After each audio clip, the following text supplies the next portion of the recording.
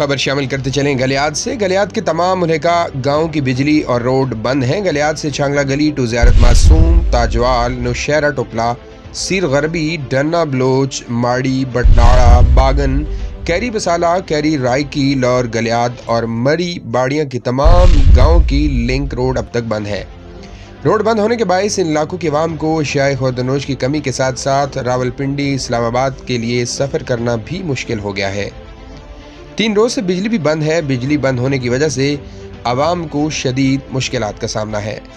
Galiyat development authority اور بجلی کے متعلقہ محکموں سے گزارش ہے کہ ان علاقوں کی روڈ کو کلیئر کیا جائے اور بجلی کی بحالی جلد از جلد ممکن بنائی جائے۔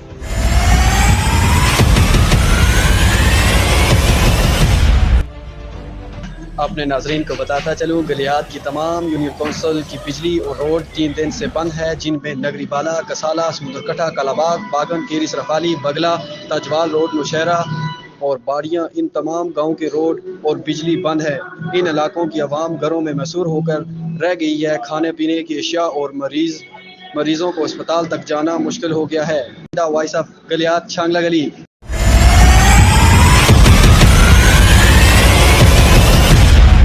مزید گلیات، ہزارہ، کشمیر اور پاکستان کی خبروں کے لیے ہمارے چینل کو لائک کریں تاکہ بر وقت نئی خبریں آپ تک پہنچتی رہیں۔